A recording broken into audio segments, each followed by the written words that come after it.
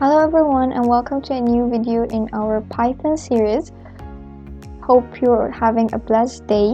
So today we're going to be discussing about loops in Python, which is the while and the for loops. I think they're quite important since they're going to be used in other topics including lists and dictionaries and while input and output. And we're also going to be introducing the range functions since they'll be quite useful in other topics. So let's jump right into coding. So as any good practice, we'll start with our hash and our name, which is our one of the simple ways. We'll start with the date today.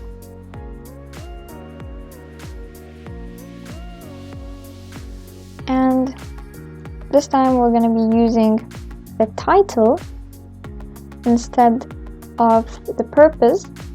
So today we're just going to name it loops and range function. So today's coding is going to be about that we're getting an input of a number and we're trying to find the odd numbers leading up to that number. So an example of that could be a 7. So we're starting from a 1 and we're seeing what are the odd numbers leading up to 7. We're going to be doing that in both while and for loops. So let's start. We're defining our first variable, number. We're assigning it to our input, but we're making it as an integer. When we take the input, or when we use the input function, it's a string. You can see it from the quotation marks. So we use the integer function to make it an integer. So we're just entering an integer. And then, so firstly we're going to start with the while loop. So we'll just print in order when we're seeing it in the output screen, we'll be able to see that this is the while loop. Both will have obviously the same result, but just to see. So first of all, we're gonna give another variable, I, for example, as 1. We're not starting from 0 because when we're doing the if, so I'll actually explain it when I come to that. While we're doing the if we're saying that 0 divided by 2, well, it's equal to a 0. So they will literally just include it if we were looking at the even numbers.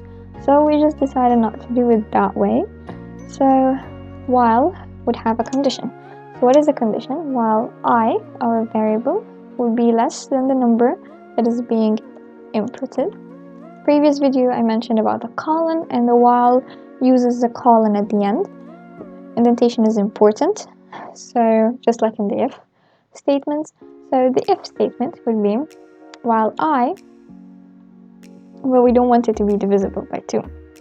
Divisible in Python syntax would be the percentage sign, and we have two ways of doing it. We're either saying that it's equal.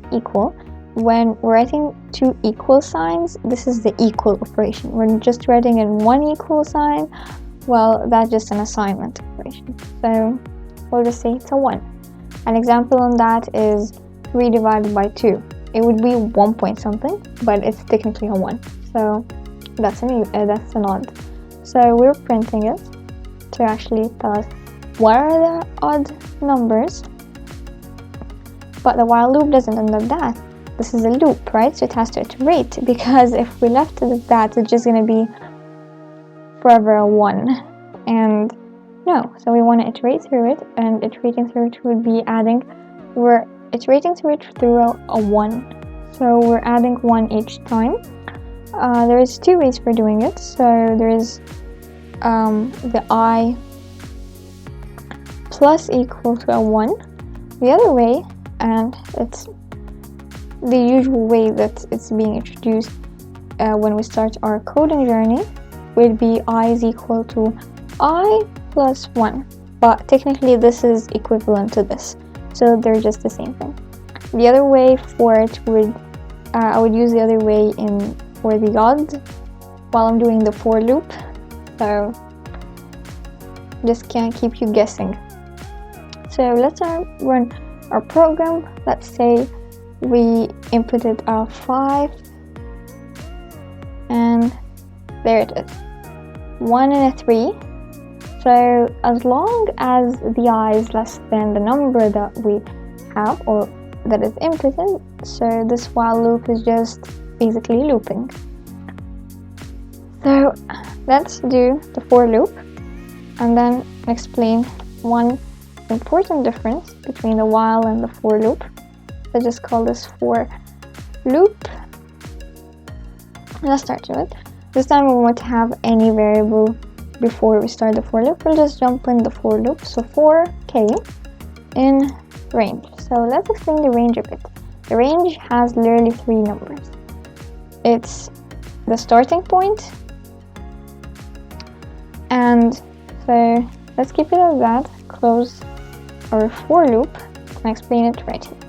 Range basically has 3 numbers, right? It has the starting point, which is always printed, and then we have the number that's going to be reaching, right? So you can say the end. Then we have the step or iteration, which is basically how many times you want it to be iterated. So here we're starting from 1. Now the default for the starting point is basically 0. The end obviously doesn't have. So if you didn't write anything in the range, it will automatically assume that you're starting from a 0. Then, because we're still doing it in the odd, we're trying to find the odd numbers, so we'll include a number. This is important to actually highlight in a highlighted.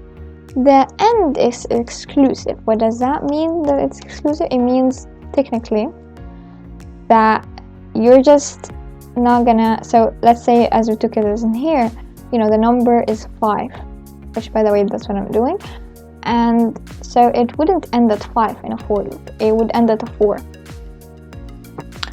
And we're just iterating it by 1. So whether I put it or not won't make the biggest difference, because the default here is 1 for the steps.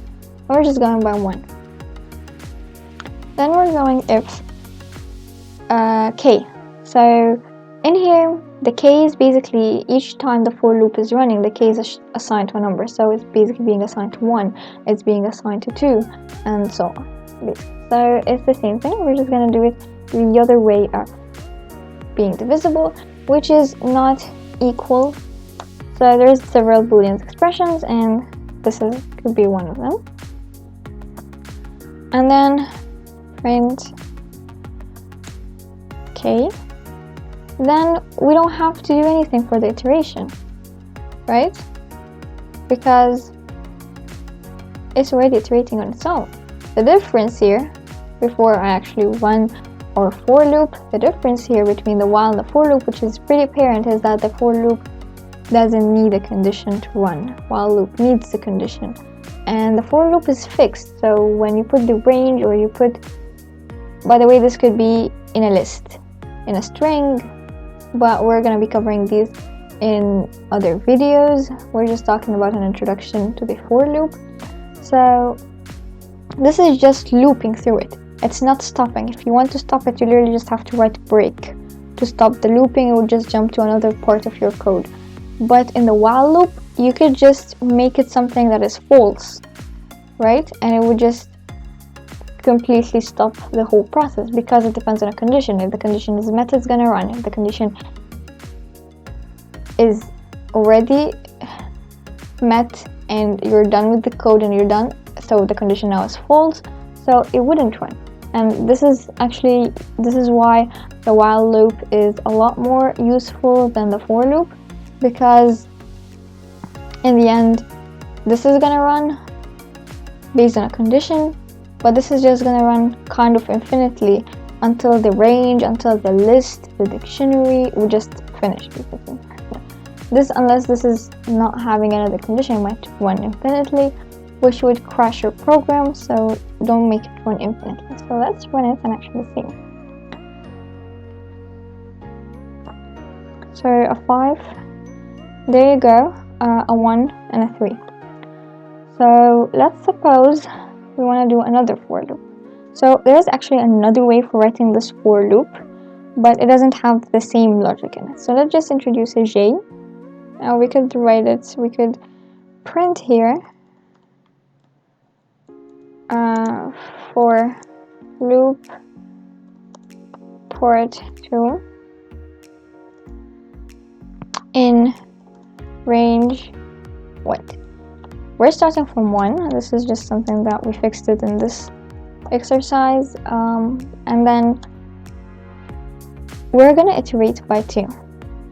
Don't forget the columns, that's important. Indentations are also important to take care of. And we're gonna print the j. Now, as I said, it doesn't have the same logic, but think about it this way. 1 plus 2 is what? It's 3. And the number right here is exclusive, so you cannot do another plus 2. So it's literally just gonna be 1, 3, just like the others. But it just has a different logic to it. So let's actually have a bit of other examples on it. So we could just say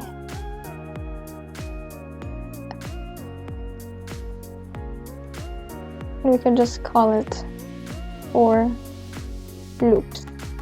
And I wanted to actually talk about the reverse. This concept is actually the same in other things, but we're just going to be introducing it in the for. So for kj, which let's just make it an n, for n in range. Suppose you want to go the reverse, like you're literally counting down for New Year, maybe. And so you're literally gonna go like 5, 4, 3, 2, 1, right? So on. So we could just leave the 0 because I wanted to highlight that example. Well, actually, we're gonna end with the 0. So if we want to end with a 0, that's the thing. We want to end with a -1. So let's do it this way. We're gonna go 5, -1, and we're iterating it by 1. Well, a -1, and we're iterating it by a -1 because we're going down. Think about it as you're literally just subtracting. And because why did we write a -1? Because we literally just want to reach to a 0. We could just literally print. Could just write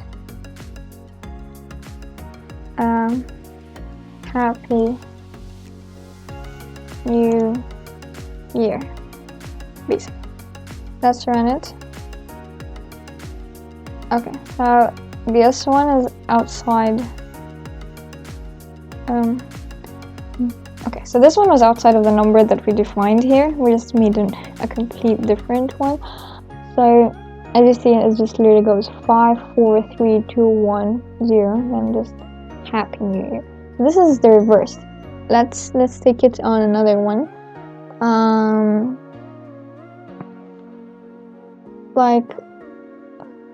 So the main part of it actually in the reverse is that this number has to be less than this number because we're literally going the reverse. So imagine someone literally just counting. Now the iteration could be any number, not just -1, literally. So we could just go 100.